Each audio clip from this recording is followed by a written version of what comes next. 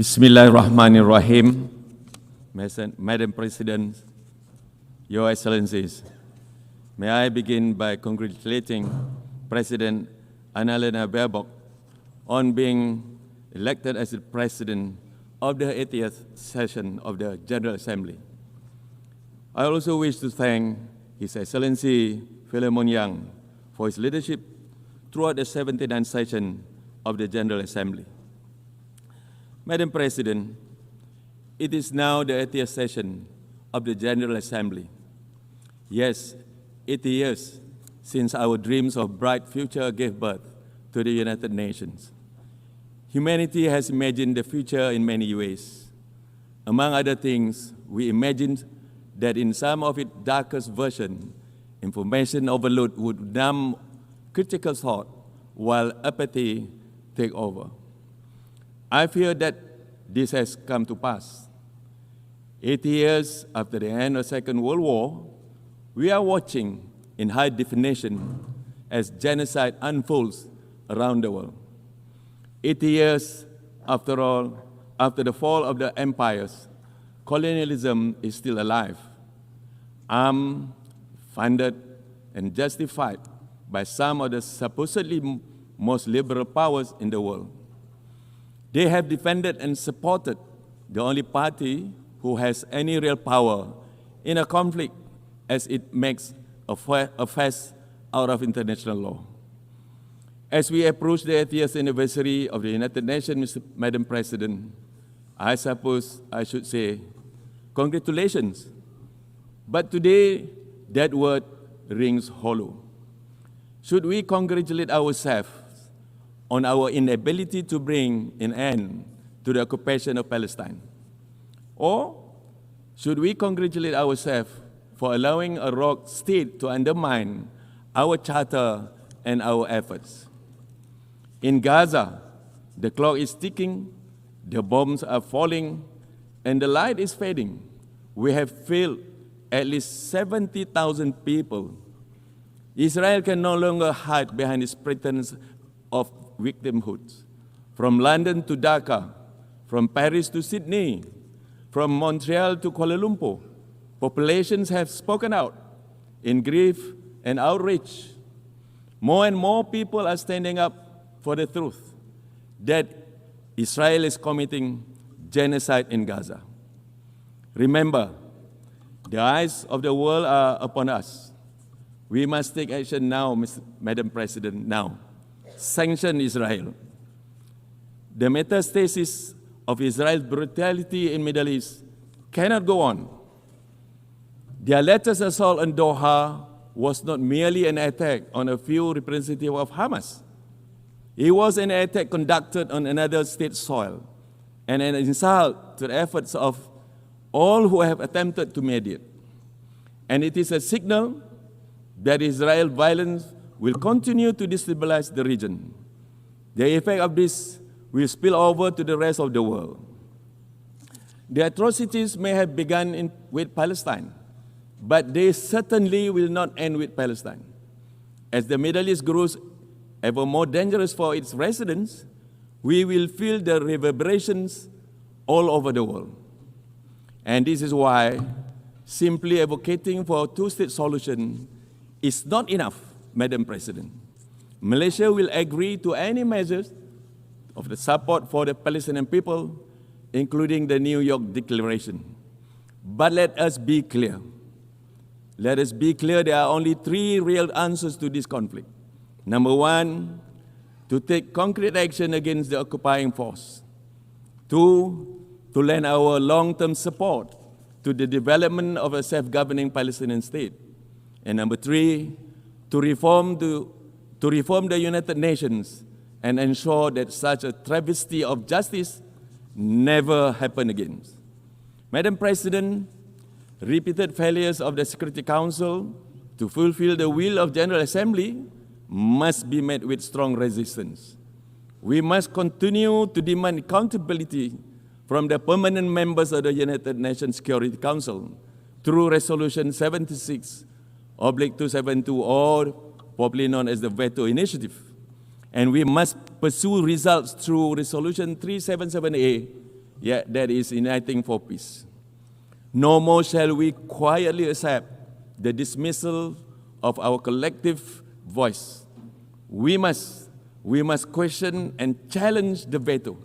We must free the Security Council from this humiliating paralysis. And we must keep the United Nations a relevant and effective international organization and global guardian of peace.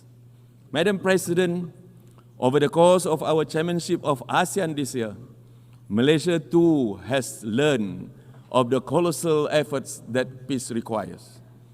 As a unique example of an inclusive form of multilateralism, ASEAN has embraced change, expanded our membership, and engaged with the world over the past 58 years.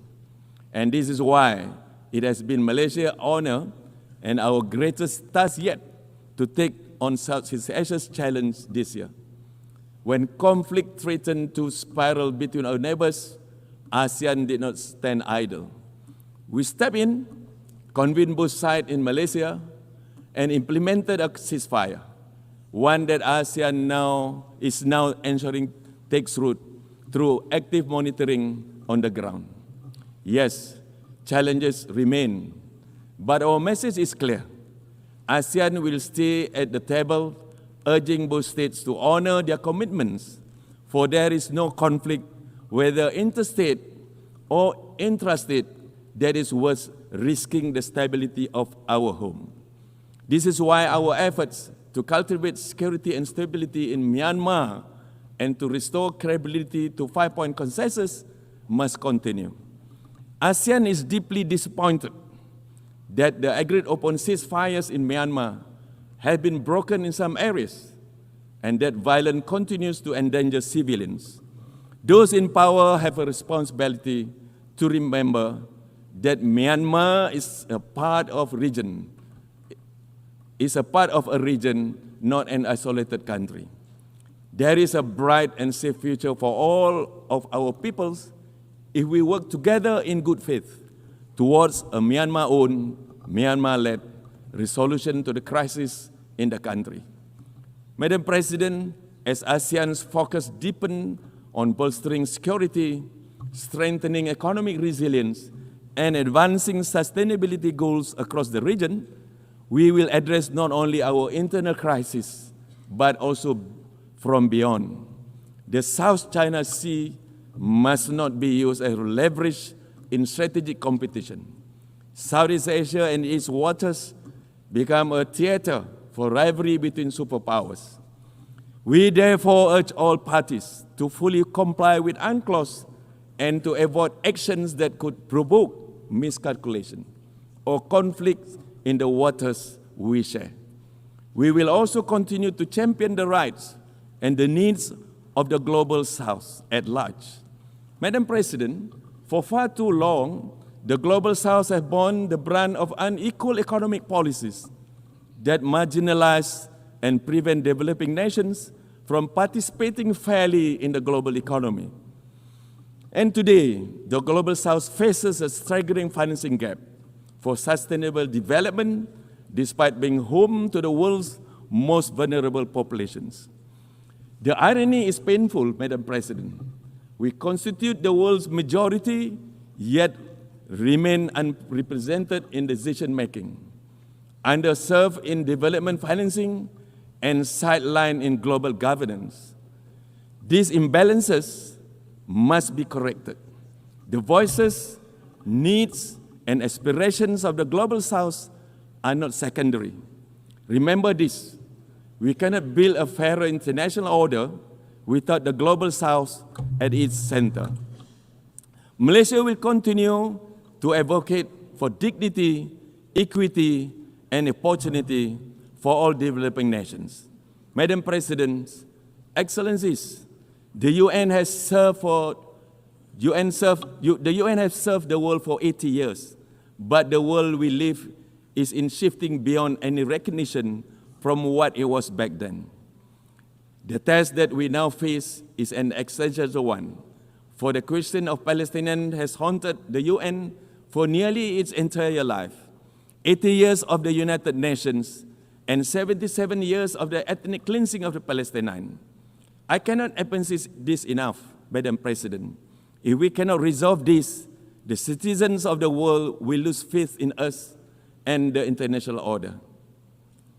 Because there is no longer any way to deny that this is modern-day colonization. Only the formerly colonized have been able to see it for what it is since the start. It is a genocide.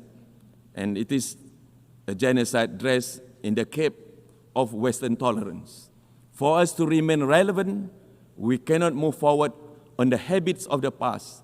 We must summon the same courage that built this organization from the ruins of war. To conclude, Madam President, Malaysia believes that 3 urgent reforms are key to our survival. First, we must limit, if not abolish, the veto. We must challenge it each and every time that is wielded, particularly in cases of crimes against humanity. Second, authority must flow back to the General Assembly, and the most inclusive body, as the most inclusive body of this House, it should be allowed to serve as the conscience and voice of the world unimpeded.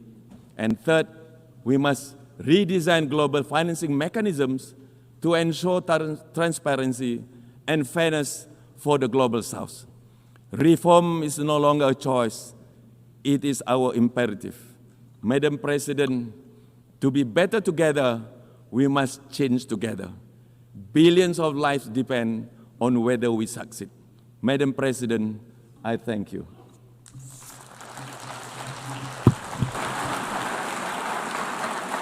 I thank the Minister of Foreign Affairs of Malaysia.